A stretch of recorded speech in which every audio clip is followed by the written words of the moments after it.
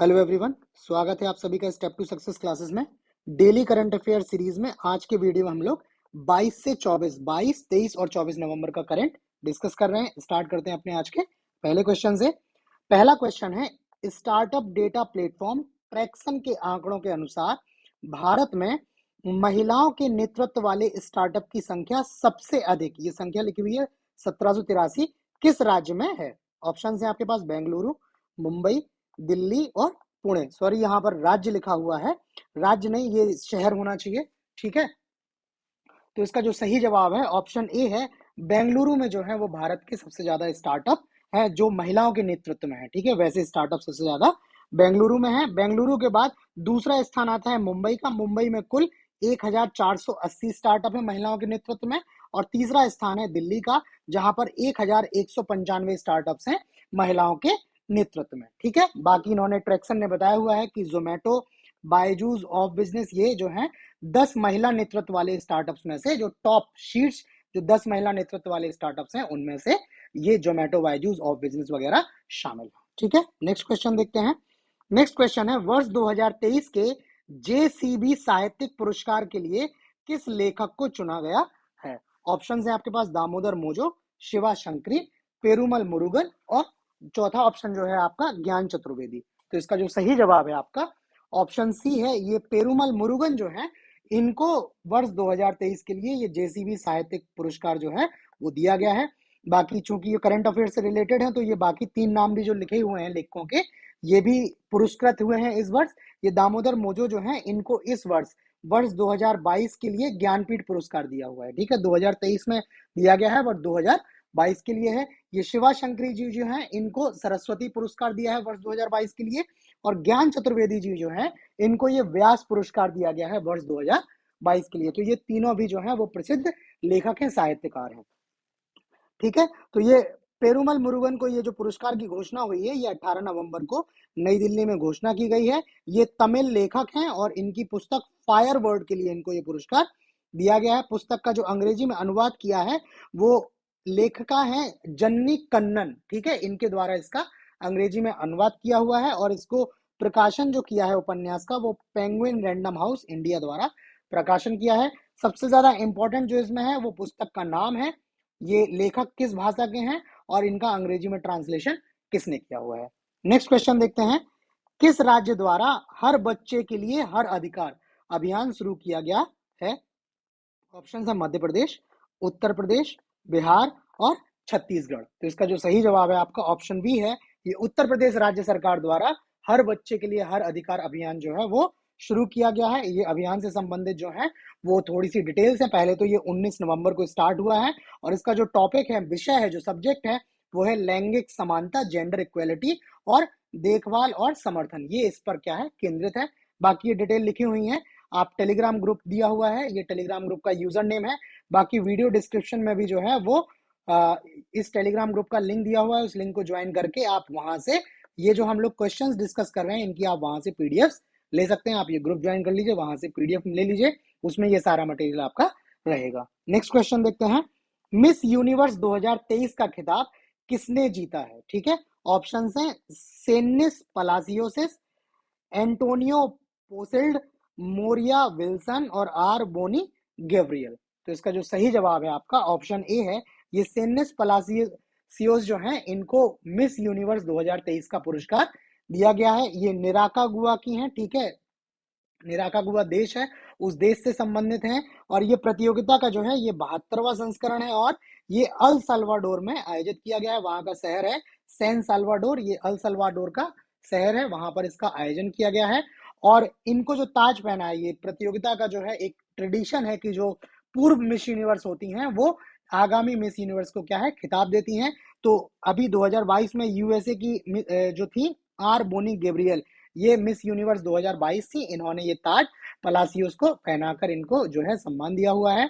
बाकी इस प्रतियोगिता में भारत का जो प्रतिनिधित्व किया है वो चंडीगढ़ की श्वेता शारदा द्वारा भारत का प्रतिनिधित्व इसमें किया गया है। ठीक है, ये क्वेश्चन भी कभी पूछा जा सकता है आपसे कि मिस यूनिवर्स प्रतियोगिता में भारत का प्रतिनिधित्व किसने किया है। ये जितनी भी ये कंपटीशन होते हैं, miss universe, miss world, miss India, इसमें जैसे मिस इंडिया तो भारत के लिए है, बाकी मिस वर्ल्ड है तो उसमें भी भारत को कोई रिप्रेजेंट करेगा तो उनके नाम भी कई बार पूछ लिए जाते हैं, भले ही उनको पुरस्कार ना मिला हुआ। ठीक है, नेक्स्ट क्वेश्चन है, हाल ही में किस राज्य ने अंतरदेशीय मत्स्य पालन में सर्वश्रेष्ठ राज्य का पुरस्कार जीता है? ठीक है, ऑप्शन है पश्चिम बंगाल, केरल, उत्तर प्रदेश और तमिलनाडु। तो इसका भी सही जवाब जो है वो ऑप्शन सी है, ये उत्तर प्रदेश ने अंतरदेशीय मत्स्य पालन में सर्वश्रेष्ठ राज्य का पुरस्कार जीता हुआ है। ये पुरस्कार जो है वो ग्लोबल फिशरीज कॉन्फ्रेंस 2023 के दौरान उत्तर प्रदेश को दिया गया है। और वर्ष 2021 में जो मछली उत्पादन था उत्तर प्रदेश का 8.09 लाख मैट्रिक टन, ये 2022 में बढ़कर 9.15 लाख मैट्रिक टन हो गया है। करीब 1 लाख मैट्रिक टन से अधिक जो है उत्पादन में क्या हुई है, उत्तर प्रदेश में वृद्धि हुई है।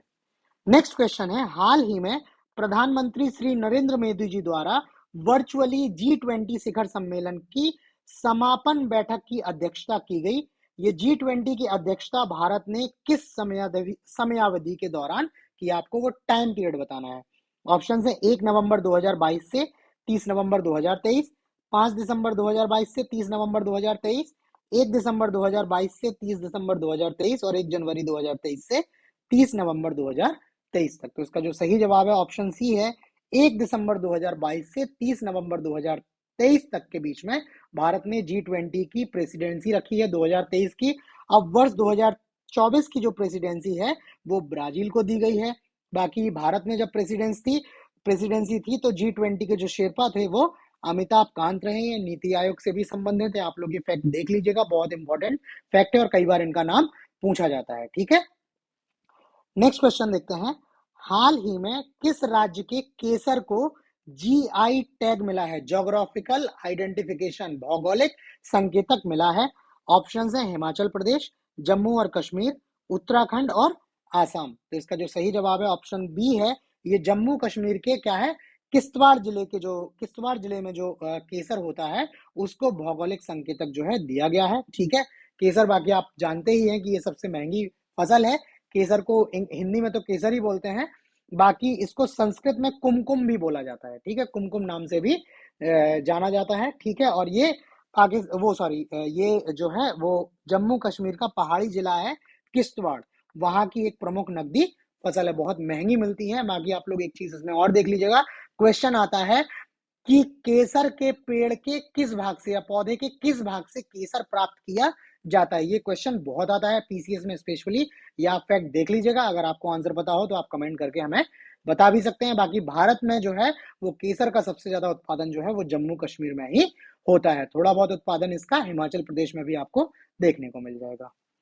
नेक्स्ट क्वेश्चन है, अभ्यास वज्र प्रहार किन दो देशों के विशेष बलों का संयुक्त सैन्य अभ्यास है? ऑप्शन है भारत और रूस, भारत और जापान, भारत और अमेरिका, भारत और फ्रांस। इसका जो सही जवाब है ऑप्शन सी, ये भारत और अमेरिका का जो है वो संयुक्त सैन्य अभ्यास है।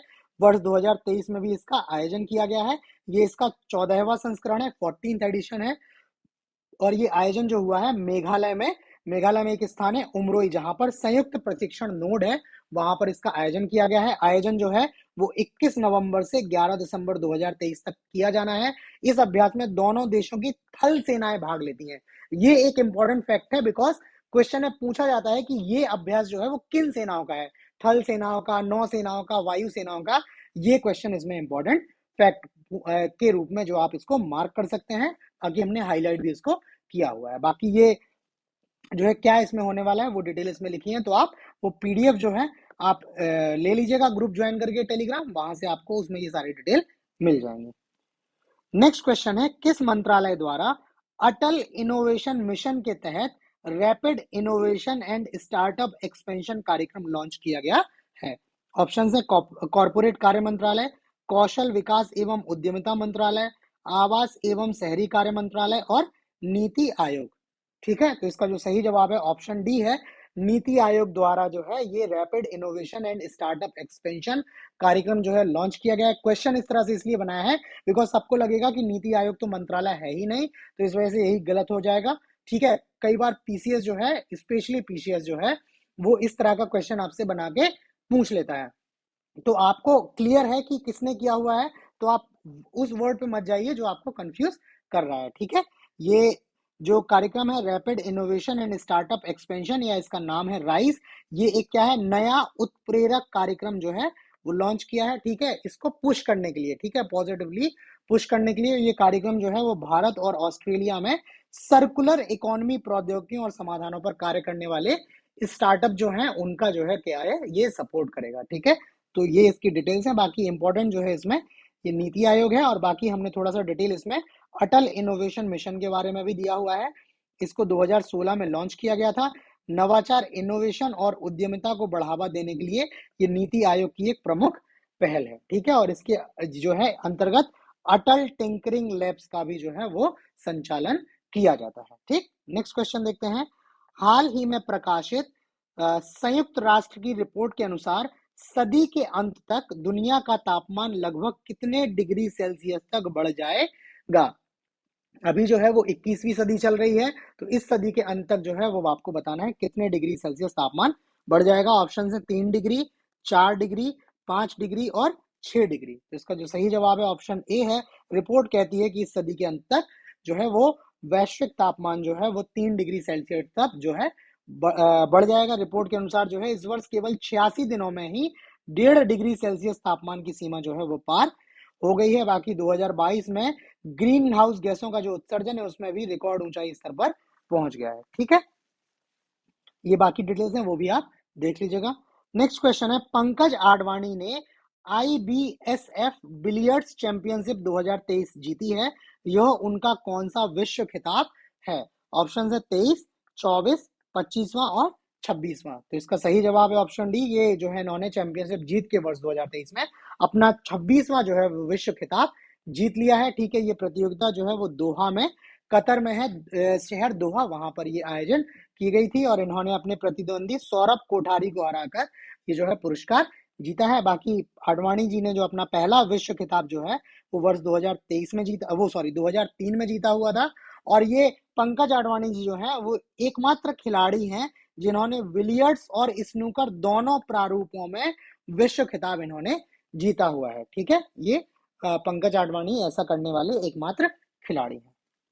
नेक्स्ट क्वेश्चन है, संयुक्त सैन्य अभ्यास ऑस्ट्रा हिंद, ठीक है, ये ऑस्ट्रा हिंद लिखा हुआ है, के दूसरे संस्करण का आयोजन कहाँ किया जा रहा है। ऑप्शन है सिडनी, जम्मू कश्मीर, पर्थ और जयपुर। तो इसका जो सही जवाब है ऑप्शन सी है। ऑस्ट्रेलिया का एक शहर है पर्थ, वहां पर्थ में इसका आयोजन जो है वो किया जा रहा है। इसका आयोजन 22 नवंबर से 6 दिसंबर 2023 तक जो है वो आयोजन किया जाना है, ठीक है। इसमें भारत की ओर से एक 81 कर्मियों की टुकड़ी, भारतीय थल सेना की, ठीक है, ये टुकड़ी वहां पहुंची है। और एक 60 कर्मियों की टुकड़ी जो है वो ऑस्ट्रेलिया की तरफ से इसमें भाग लेगी। भारत की ओर से केवल थल सेना गई है, जबकि ऑस्ट्रेलिया की ओर से उनकी नौसेना और वायुसेना भी इस प्रतियोगिता में भाग लेगी, ठीक है। बाकी जो इसका उद्देश्य है वो सहयोगात्मक साझेदारी, कोऑपरेटिव पार्टिसिपेशन को बढ़ाना और जो बेस्ट टेक्नोलॉजीज हैं उनको एक साथ साझा करना है, ठीक है। ये युद्ध अभ्यास का जो है वो आपका लक्ष्य है। बाकी ये इसका दूसरा संस्करण है। इसका पहला संस्करण 2022 में ही जो है वो राजस्थान में आयोजित किया गया था, और दोनों गवर्नमेंट्स का प्लान है कि ये जो है वो वार्षिक सैन्य अभ्यास इसको बनाया जाए, और इसका आयोजन साइक्लिक रूप से 1 साल भारत और 1 साल ऑस्ट्रेलिया में इसका आयोजन किया जाए, ठीक है। तो आज करंट अफेयर्स में इतना ही। आपको बाकी ये वीडियो कैसा लगा प्लीज हमें लाइक करके कमेंट करके जरूर बताएं, और चैनल को सब्सक्राइब करके नोटिफिकेशंस भी आप ऑन कर लें ताकि आपको नए अपडेट के बारे में टाइमली अपडेट्स मिलती रहें। और क्वेश्चंस के पीडीएफ के लिए जो है, ये पीडीएफ्स के लिए आप हमारा टेलीग्राम ग्रुप ज्वाइन कर लें, ये यूजर नेम है। बाकी वीडियो डिस्क्रिप्शन में भी टेलीग्राम ग्रुप का लिंक है, वहां से आप ये चैनल ज्वाइन करके आप सारे पीडीएफ्स ले सकते हैं। तो आज करंट अफेयर्स में इतना ही। बाकी नए क्वेश्चंस के साथ कल मिलते हैं, तब तक के लिए धन्यवाद।